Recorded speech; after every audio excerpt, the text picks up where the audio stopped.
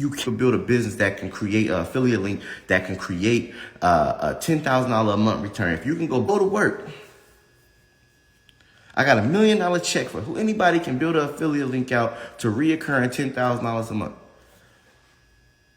I give you $1 million. Right? Is there anybody that would turn that offer down? Is there anybody that would turn that offer down? People like, nah. I bet you I'll figure out how to get that affiliate link rolling to 10,000.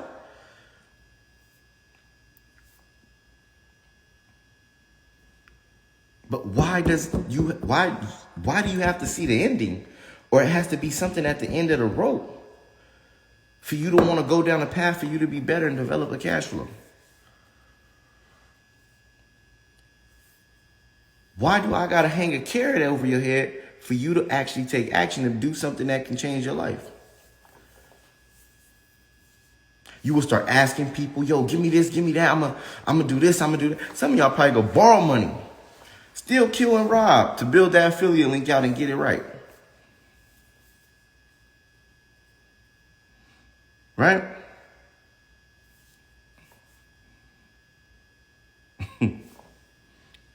But you won't take the action just for yourself. $10,000 a month reoccurring is good money. It's $120,000 a year. If you did that work over the next 12 months, in a year, 10 years, you have your $1 million. Hopefully it will grow.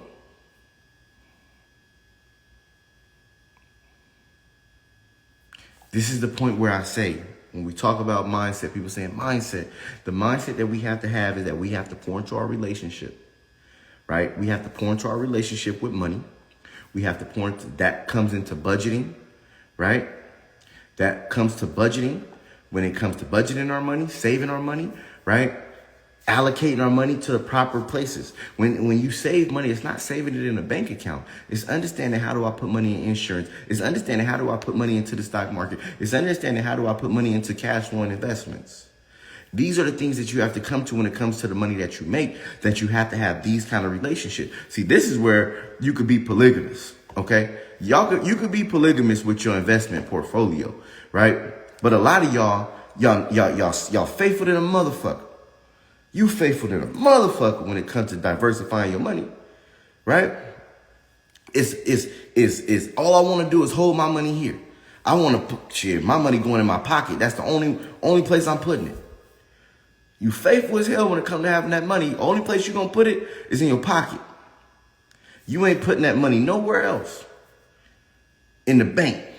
You ain't putting it in the stock market. You're not putting it into any kind of business that's going to cash flow. You're not going to put it into insurance. You're not putting it nowhere. Nah. I don't know if that's going to work or not.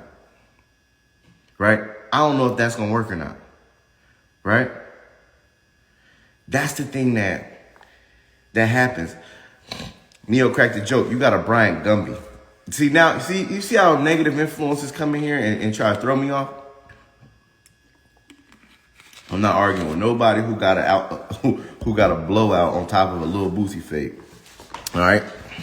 Let's be clear. But listen. So when we grow our businesses and we grow financially our relationships, right?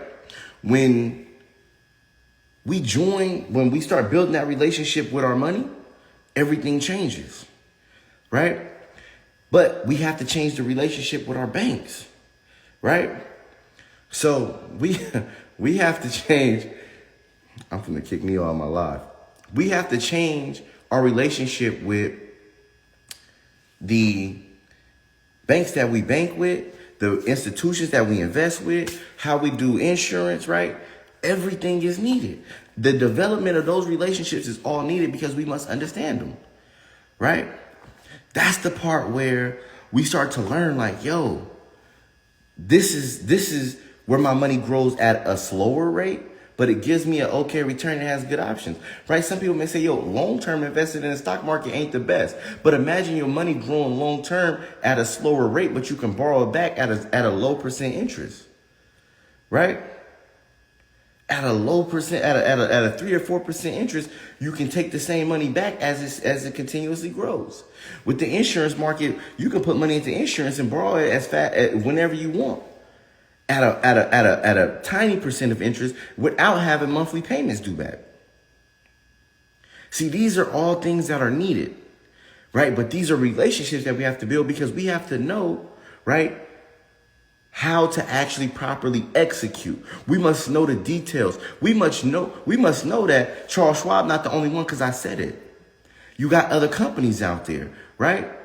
So when you start learning the different companies, you have to learn and figure out which one is good for you, which one you actually have chemistry with, which ones is the ones that you want to really learn about, right? IUL, whole life, right? So you have to learn. Then you learn which ones have the right benefits for you, the cash value, how it works. These are things that you have to learn and figure out. Yo, this work with me, and I can sit money here and plan it here. Then you start learning on businesses on like, yo, how do I develop more cash flow? What businesses that I get invested in to develop more cash flow? And you start figuring out, okay, cash flow can come from, I can invest in different businesses for cash flow. I can go and invest in affiliate marketing and develop cash flow. I can start different companies. I can go into home healthcare. I can start a credit repair business. I can start doing government contracting, right?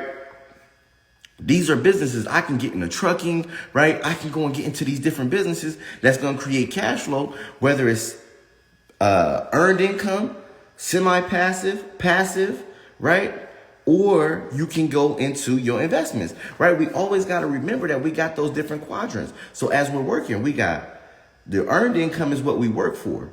Your semi-passive is semi-passive. Then you have your passive income that just comes in. But all of this should funnel and grow towards building your investments. Your investment should give you money back. Your investment accounts in your portfolio, your cash flow portfolio, should give you the money that takes care of your lifestyle, right? So your earned income should go into developing semi-passive streams of income. The semi-passives should somehow correlate and build out passive streams of income. And any excess that comes over should be going into building out an actual investment portfolio, building out your net worth and your constant cash flow. Why? That's your insurance, right? This is where your insurance and your portfolio sits. This is where your real estate sits, right? And when it comes to real estate, I'm not telling you to go and buy single family homes. We do things like, we go get storage units, because storage units provide a higher cash flow, much more profitable, right? Insurance, storage units when it comes to real estate, understanding how to leverage the stock market, understanding how to set up and invest in different Forex accounts and different investment companies and investment firms, right? Hedge funds and things like that. This is where all of your earned income, your semi-passive and passive income should go. And then the money that comes from here, you live off of. But this is the part where we got to learn and understand money. I told you how to go get $275,000 plus. It's what you do with the money at that point that changes the whole wheel. If you have earned income, semi-passive and passive, and the money only comes to you, and when you make the money, you spend it, it don't matter. Storage units. So storage units is that instead of buying a real estate, right, you go and buy a house. Let's say you go buy a house for $200,000 or $100,000. You put $50,000 into it. It's worth $200K now, but you $150,000 into it. And every single month on that $150K, you pay $1,200 a month in mortgage. And off that $1,200 a month in mortgage, you charge $1,800 a month in rent. You make a whopping $600 a month off of $180,000 in debt. Congratulations. $600 a month, $150,000 in debt. I'm not a mathematician, but it takes a long time to pay that shit back. So you profit $600 a month to carry the burden of that debt for a long time. Meanwhile, you can go and get storage units that the profit rate on homes is between A good home is between 8 to 12% off a rent return, right? You make 8 to 12%.